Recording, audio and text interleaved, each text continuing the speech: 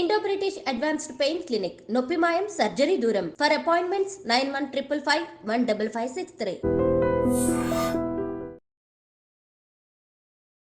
మీరు నైమ్ని ఎందుకు టార్గెట్ చేశారు అది చెప్తా. అదే చెప్తా. నేను సరెండర్ అయినా నోట్రాల్లో ఉంటున్నా. మళ్ళా పటేల్ సుధాకర్ రెడ్డి నుంచి లెటర్ నాకు మీకా మళ్ళీ ఒకసారి కలవాలి అచ్చా అని లెటర్లో ఉన్నది. సరే అని చెప్పేసి పోయినా. ఎందుకు పోవాల్సి వచ్చింది నువ్వు బయటికి, ఏం జరిగింది అని అంటే నేను చెప్పే కాడికి చెప్పిన, ఉండి ఇట్లనే ఉండు.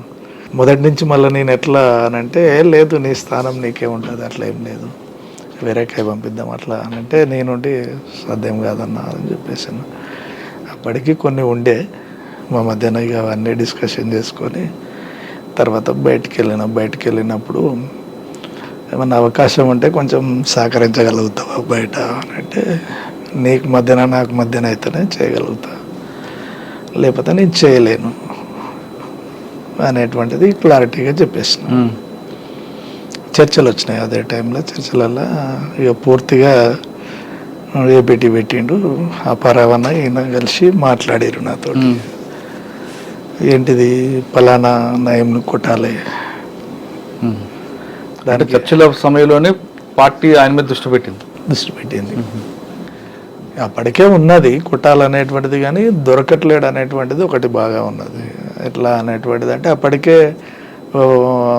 70% అయిపోయింది. ఆయన ఎక్కడెక్కడ తిరుగుతాడు, ఎవరెవరిని కలుస్తాడు అనేటువంటిది నాకు అంచనా ఉంది. కానీ ఎప్పుడైనా ప్రయత్నం చేశారా మీరు? ఆల్రెడీ ఇక చర్చలు అయిపోయినాయి. నల్గొండ జిల్లా సెక్రటరీ బయటకు వచ్చిండు, వెపన్స్ కూడా బయటకు వచ్చేసినాయి. యాక్షన్ జరిగే అటువంటి క్రమంలో ఒక కామ్రేడు ఆ యాక్షన్లో ఉంటాడు, తను అతనికి సరెండర్ అయ్యాడు. నయం సరెండర్ అయిపోయాడు.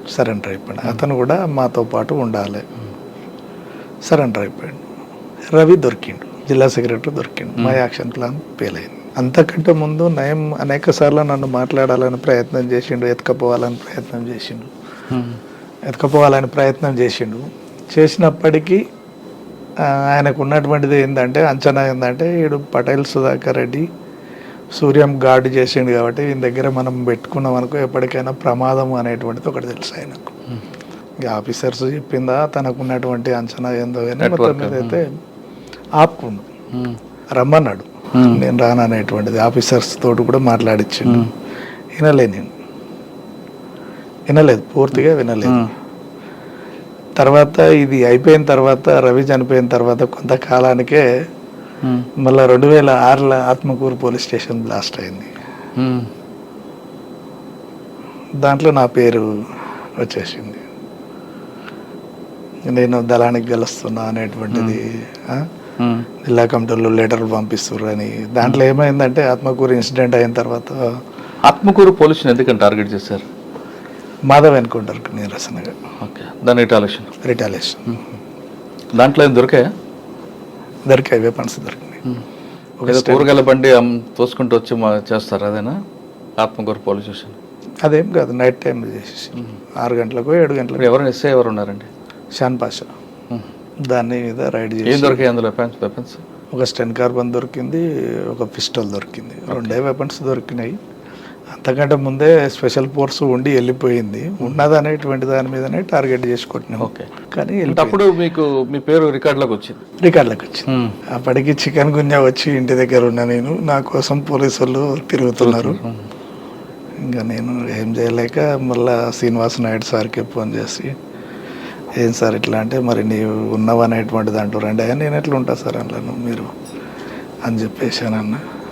వెంకటేశ్వర్లు అని ఓఎస్డి ఉండే, ఆ ఓఎస్డి గారి దగ్గరికి తీసుకుపోయాడు, మాట్లాడించిండు. నేను అప్పుడు ఒకటే చెప్పిన, నేను ఉన్నా అని చెప్తే కొట్టేసేయండి సార్, దానిదేముంది, మీ వాళ్ళు చనిపోయారు కదా, నేను ఉన్నా అని తెలిస్తే కొట్టేసేయరు అని చెప్పిన తర్వాత ఒక 3 నెలలు 4 నెలలు మాకు అర్థమైతేనే ఉంది సిచ్యువేషన్. ఊరు వదిలిపెట్టి హైదరాబాద్కి వచ్చేసిన. తను బయటకు వచ్చినప్పుడే మాకు తెలిసింది, బయటకు వచ్చింది. ఇక మేము దొరికిపోయినాము. అప్పటికీ రాములతోటి చెప్తున్నా, రాములు ఖచ్చితంగా చెప్పేస్తాడు అనేటువంటి దాని అంచనా ఉంది నాకు, కొట్టిపడేద్దామని చెప్పేసినాం. తను అక్కడ ఇబ్రాహీంపట్నం ఎంపీపీ దగ్గరికి ఎవరి దగ్గరికి వస్తుండు. ఆడనే లిఫ్ట్ చేసి కొట్టేస్తే అయిపోద్ది, పోలీసు వాళ్ళకి కాడికి పోక ముందుకే అని చెప్పేసి అంటే లేదు అతనితోటి నేనే పిలిపిస్తా దగ్గరికి మాట్లాడదాంలే అని చెప్పేసానంటే డైరెక్ట్ ఎస్పీ దగ్గరికి సరెండర్ అయ్యింది తను. పోలీస్ డిపార్ట్మెంట్కి చెప్తే మమ్మల్ని చంపేసేవాళ్ళు. నయంకి చెప్పిండు ఎవరు? మహేష్. నయం ఏం చేసిందంటే డైరెక్ట్ ఫోన్లు మాకు చేసుకుని పెట్టిండు. అటు రాములు బెదిరిస్తుండు, ఇటు నన్ను బెదిరిస్తుండు, భవనం శ్రీనివాసరెడ్డి అని ఉంటాడు తనను బెదిరిస్తుండు. నేను హైదరాబాద్లోనే ఉన్నా, కర్మనగట్లో ఉంటున్నా. అన్న తెలిసిందన్నా నీ గురించి అని తెలిసిందా అన్న, తెలిసింది, మంచిదన్నానన్న. ఏడ ఉన్నావు నువ్వు? దిల్సుఖ్ నగర్లో ఉన్నావు కదా అన్న. నేను దిల్సుఖ్ నగర్లోనే ఉన్నా, టీ తాగుతున్నా, పోతే కర్మనగట్లో ఇంటి కాడికి రూమ్ కాడికి పోతా, ఇంకా అంతే అని చెప్పేసి అన్న. అంత ధైర్యంగా చెప్తున్నావు ఏందన్నా, నేను మనసులో పంపించుకో, పంపి అని అన్న. ఫోన్ స్విచ్ ఆఫ్ చేసేసిన. స్విచ్ ఆఫ్ చేసి చిన్న బాబు మెసేజ్ చెప్పిన, ఏం లేదు జోబులో పైసలు ఉండాలి, ఎంతో 3,000-2,500 ఉన్నాయి, చాలా రైట్. ఇక ఎక్కడ ఉంటే ఖచ్చితంగా పోలీసు వాళ్ళన్నా కొట్టేస్తారు, నయం గారిని కొట్టేస్తాడు, ఏది వద్దిగా బయటికి వెళ్దామని చెప్పేసి తీసుకున్న. కర్నూలు ఆడికి వచ్చిన, కర్నూలు బస్సు ఎక్కేసిన. బెంగళూరు బస్సు ఎక్కిన. కర్నూలు ఎక్కితే డౌట్ వస్తుందని చెప్పేసి బెంగళూరు బస్సు ఎక్కి కర్నూలులో నాకు తెలిసినటువంటి హోటల్, అక్కడ నాకు షెల్టర్లు ఉండే, కర్నూలు అంతా తిరిగిన కాబట్టి నేను వచ్చిన వరకల్లా పోయి డోర్ కొట్టగానే తీసిరు. అక్కడే ఉన్నా 2 రోజులు, 3 రోజులు, 4 రోజులు. ఇంకా తనతోటే వేరే ఒక ఏపీటీ పెట్టి పలానా ఏరియా ముచ్చమార్ కాడ మనకు పలానా ఆయన ఉంటాడు, అక్కడ ఇచ్చిరండి, లెటర్ ఇచ్చిరండి అని చెప్పేసి ఒక లెటర్ రాసిన. నేను వేరే దగ్గర ఉంటానా అని చెప్పిన. అని మళ్ళీ ఇంటికి వేరే ఫోన్ నుంచి ఫోన్ చేసి మా అన్నని కర్నూలు వరకు రండి, మీరు కర్నూలు కూడా రాకండి, కర్నూలు యువతలనే అల్లంపూర్ వరకు రండి అని చెప్పేసి అక్కడికి పిలిపించి బాబుని వాళ్ళకు ఒప్పచెప్పి మళ్ళీ కర్నూలుకి వెళ్ళిపోయినా. కర్నూలుకి వెళ్ళిపోయినాక ఒకరోజు తర్వాత మళ్ళా వేరే ఫోన్ వచ్చింది, పార్టీ కాంటాక్ట్. అది కాంటాక్ట్ కాదు. సరే ఇక ఇదిగా నేను ఉండేమన్నంటే ఇక నాకు మీ కాంటాక్ట్ ఏం అవసరం లేదు, నేను నల్లమల్ల అంతా తెలుసు కాబట్టి నేను ఎక్కడ పోయినా నేను పార్టీని పట్టుకోగలుగుతా అనేటువంటిది ఉన్నా. ఇక రాములు అట్లనే ఉన్నాడు, భవనం శ్రీనివాసరెడ్డి ఉన్నాడు, ఇక వాళ్ళు కూడా ఎటు పోలేని పరిస్థితి. రాముల భార్య ప్రెగ్నెంట్ అప్పుడు, రాములేమో తీసుకుపోతే చంపుతాడు అనేటువంటిది. తర్వాత భవనం శ్రీనాథ్ ఇంకా అటు ఇటు కలిసి మళ్ళీ పార్టీ కాంటాక్ట్ పెట్టుకొని మళ్ళీ 2 నెలల తర్వాత 2 నెలలు నయంకు దొరకకుండా ఉన్నాం. తర్వాత మళ్ళీ పార్టీలోకి వెళ్ళిపోయినాం, మధ్య అడుగు కాడ ఏపీటీ. అన్న పార్టీకి రెండోసారి వెళ్ళక ముందు అక్కతో మీ పరిచయం ఎలా జరిగింది? మీ ఇద్దరికి పెళ్ళి ఎవరు చేశారు? ఈ పెళ్ళి అంటే అనుకున్నాము పార్టీ. అక్క మీకు నల్లమల్ల పరిచయం? నల్లమల్ల పరిచయం. నల్లమల్ల పరిచయం బయటికి వచ్చినాక పెళ్లి చేసుకున్నాం. అంటే పార్టీకి చెప్పే చేసుకున్నారా? ఇద్దరు ఒకటేసారి వచ్చినాం కదా, ఇద్దరం అరెస్ట్ అయినాం అనేటువంటిది స్టేట్మెంట్. అంటే అరెస్ట్ అయ్యాక పెళ్లి చేసుకున్నారా? తను ఇక నేను పోను అనేటువంటిది ఒకటి. నాకు ఎవరు లేరు, అమ్మా నాన్న ఎవరు లేరు, పోయినా చావాల్సిందే. అక్కకి పెళ్లి చేసుకుంటే మీరు చెప్పారా, అక్క మీకు చెప్పిందా ముందు? అందరూ పోలీస్ డిపార్ట్మెంట్ భార్యాభర్తలు అనుకుంటుంది అంతే. ఇంకా తీరా నేనే ఉండే ఇట్లా కాదు అనేటువంటిది అంటే ఇక తను ఇక ఖచ్చితంగా ఇక నేను పోలేను, నేను చచ్చిపోతా అన్నట్టు సర్లే ఇక ఉండని. ఎవరైతే ఎక్కడ పెళ్లి చేసుకున్నారు? ఇంటి దగ్గరనే చేసుకున్నాం. ఇక కలిసి ఉన్నాం అంతే, ఇంకా పెళ్ళి అనేటువంటిది ఏం లేదు, కలిసి సహజీవనం అంతే, భార్యాభర్తలు. కానీ మీరు బయటకు వచ్చి అజ్ఞాతకు వెళ్ళిన తర్వాత నయంకి మరెప్పుడు టార్గెట్ అయ్యారు మీరు? అంటే మీ చేతిలో నయం ఎలా ఎస్కేప్ అయ్యాడు? ఎప్పుడైనా ఒక సంఘటన గుర్తుందా? అంటే ఇక మేము టీం ఫామ్ కాలేదు మాది, రవితోటే జిల్లా సెక్రటరీ తోటే బ్రేక్ అయింది. కానీ కొంతమంది పోలీసులు మిమ్మల్ని కానీ లేదా మిమ్మల్ని పర్టికులర్గా తీసుకెళ్ళి నయంకి హ్యాండ్ ఓవర్ చేసే సంఘటన.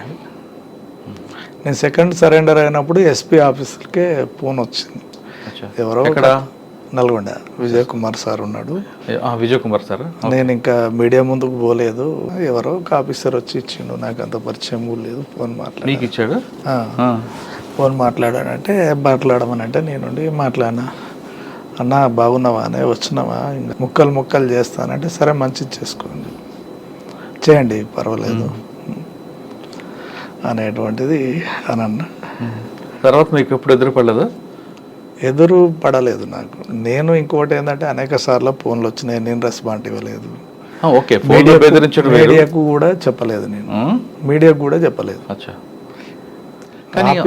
కూడా ఎక్కువ చెప్పలేదు. ఆయన బయటకు వచ్చాక ఖచ్చితంగా మిమ్మల్ని టార్గెట్ చేయాలి, చంపడం కోసం అయితే చస్తాడు అనేటువంటిది తెలుసు. చంపగలగడు, ఏం లేకున్నా నిరాయుధంగా ఉన్నా చంపుతాడు వాడు అనేటువంటిది తెలుసు. ఒకవేళ నయీం మీ మీద అటాక్ చేశాడు అనుకుంటే అప్పట్లో మీరు ఎలాగ దాన్ని చేయగలుగుతాం? ఎలా రిమూవ్ చేయగలుగుతాం? అంటే ఆయన రాడు కదా, మిమ్మల్ని ఏదో రకంగా ట్రాప్ చేస్తాడు, తీసుకెళ్ళి ఆయన హ్యాండ్ ఓవర్ చేస్తారు. అర్థమవుతుంది కదా మనకు. మనం ఇప్పుడు మన వైపు ఎవరున్నారు, ఏం చేస్తారు అనేటువంటిది క్లారిటీగా ఒక క్లారిటీ ఉంటుంది. అంటే కొత్త పరిచయాలు ఎక్కడి అనేటువంటిది.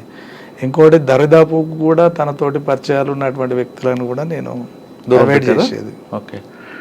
అంటే నయీం మీద మీకు ఆల్రెడీ ఒక అభిప్రాయం ఉంది, ఆయన బెదిరింపులు ఇవన్నీ కూడా. ఆయన ఎన్కౌంటర్ అయిన తర్వాత మీకు ఏమనిపించింది? ఎప్పటికైనా చావాల్సిన వాడే అనిపించింది. మా చేతిలో చచ్చినోడు ఎక్కడో చచ్చింది కదా అనేటువంటిది కొంత మిగిలి ఉండే.